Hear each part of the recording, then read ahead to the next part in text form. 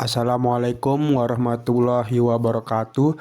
Kami dari kelompok 12, kelompok mengenai isu-isu kontemporer dalam teknologi informasi. Sebelumnya kami akan berkenalan dulu dengan anggota kelompok kami. Mulai dari yang pertama. Perkenalkan, nama saya Nisa Kirani dengan NIM F1D02410131. Yang kedua. Perkenalkan, nama saya Warid Sabrana Madanis dengan NIM F1D02410136. Dan saya sendiri, perkenalkan, nama saya Yodi Prasetya Wibawa dengan NIM F1D02410139. Yang pertama adalah materi Artificial Intelligence atau AI yang akan dijelaskan oleh teman kami, Waritsa. Untuk Waritsa dipersilahkan. Oke, di sini ada pengertian AI. AI adalah teknologi yang memungkinkan mesin atau sistem untuk meniru kecerdasan manusia, termasuk dalam pengambilan keputusan, pemecahan masalah, dan pembelajaran dari data. Contohnya ada machine learning, deep learning, dan NLP. Selanjutnya ada dampak AI di berbagai sektor. Yang pertama ada kesehatan. AI digunakan dalam diagnosis penyakit, analisis gambar medis, dan pengembangan obat. Yang kedua ada keamanan dan forensik. AI digunakan untuk mendeteksi ancaman siber, analisis forensik digital, serta pengenalan wajah untuk identifikasi keamanan. Terus ada pendidikan. Sistem pembelajaran adaptif membantu personalisasi pendidikan bagi siswa dengan menyesuaikan materi berdasarkan kebutuhan individu. Dan yang terakhir ada transportasi. AI berperan dalam pengembangan kendaraan otonom seperti mobil tanpa pengemudi yang mengurangi kecelakaan lalu lintas. Selanjutnya ada tantangan AI. Yang pertama, tantangan AI di etika dan privasi. Penggunaan AI dapat menimbulkan masalah privasi data dan penyalahgunaan informasi pribadi. Terus yang kedua ada kehilangan pekerjaan akibat otomatisasi. Otomatisasi dapat menggantikan peran manusia di berbagai sektor, meningkatkan risiko pengangguran. Dan yang terakhir ada bias dalam algoritma AI. Dapat memperkuat bias dalam data yang digunakan, menyebabkan diskriminasi yang tidak disengaja dalam keputusan berbasis AI. Sekian dari saya, terima kasih. Oke, terima kasih Waritsa. Selanjutnya akan dijelaskan oleh teman kami. Selanjutnya akan dijelaskan mengenai Big Data oleh teman kami, Nisa. Untuk Nisa kami persilahkan. Oke, di sini saya akan menjelaskan definisi Big Data. Big Data merujuk pada kumpulan data dalam jumlah besar yang dihasilkan dari berbagai sumber seperti media sosial, transaksi bisnis, dan sensor IoT. Karakteristik utama Big Data itu ada 5. Yang pertama ada volume atau jumlah besar, velocity atau kecepatan tinggi, variety, beragam format, veracity, kekuatan data, dan yang terakhir ada value atau nilai manfaat yang dapat dihasilkan. Big Data memiliki peran penting dalam proses pengambilan keputusan, terutama keputusan yang didasarkan pada fakta dan analisis data, bukan hanya asumsi atau intuisi. Slide berikutnya.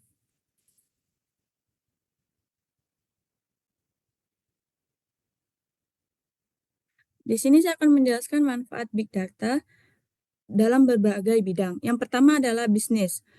Analisis pelanggan untuk strategi pemasaran yang lebih efektif seperti rekomendasi produk berbasis AI dan e-commerce. Yang kedua ada di bidang kesehatan. Prediksi penyakit dan analisis tren kesehatan masyarakat untuk meningkatkan deteksi dini dan pengobatan lebih efektif. Yang ketiga di bidang pemerintahan. Pengambilan keputusan berbasis data untuk kebijakan publik termasuk dalam respons bencana dan perencanaan kota pintar. Dan yang terakhir di keamanan cyber. deteksi anomali, dan pencegahan serangan cyber dengan memantau pola aktivitas mencurigakan dalam jaringan. Selanjutnya, di sini saya akan menjelaskan studi kasus AI. Yang pertama adalah implementasi AI dalam bidang pendidikan. Perkembangan teknologi informasi membuat akses informasi semakin mudah dan meluas secara global. Dalam pendidikan, AI digunakan untuk menciptakan mekanisme belajar yang cerdas dan efisien. AI memungkinkan pembelajaran yang dipersonalisasi mengenai kelemahan siswa serta membantu guru menghemat waktu dalam penilaian. Yang kedua adalah implementasi AI dalam bidang kesehatan. AI digunakan untuk menangani masalah kesehatan termasuk pasien kritis dengan memberikan bantuan profesional medis yang efisien. Teknologi ini meniru proses berpikir manusia, mampu memberikan tutorial bedah, serta mendukung analisis data medis untuk meningkatkan layanan. AI berperan penting dalam digitalisasi layanan kesehatan yang lebih cepat, akurat, dan berkualitas.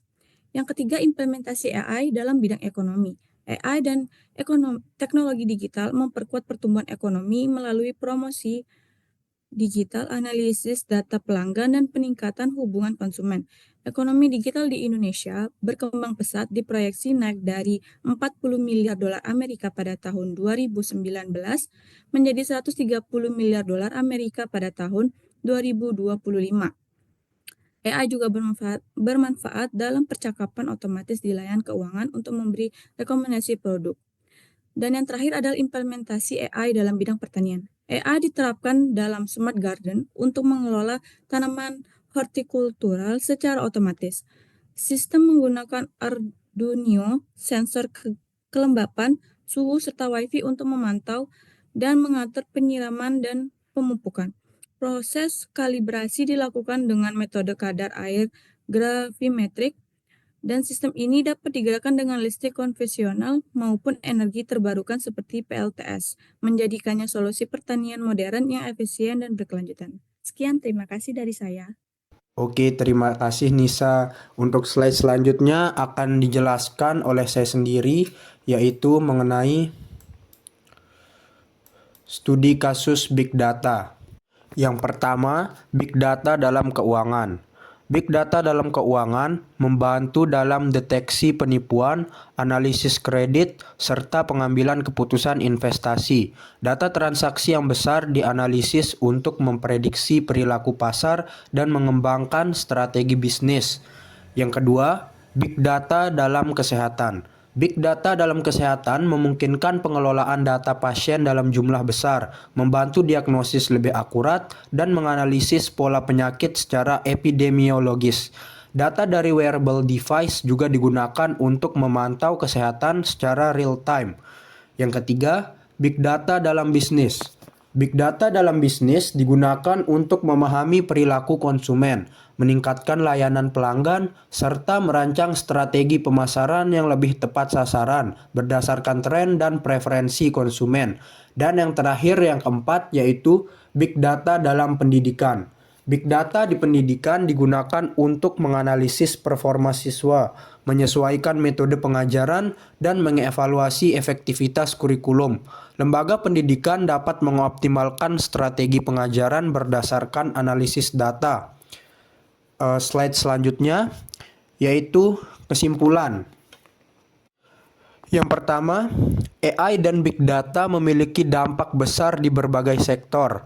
AI dan Big Data membawa pengaruh yang sangat besar di berbagai sektor, seperti misalnya mulai dari sektor pendidikan, sektor kesehatan, sektor ekonomi, hingga sektor pertanian.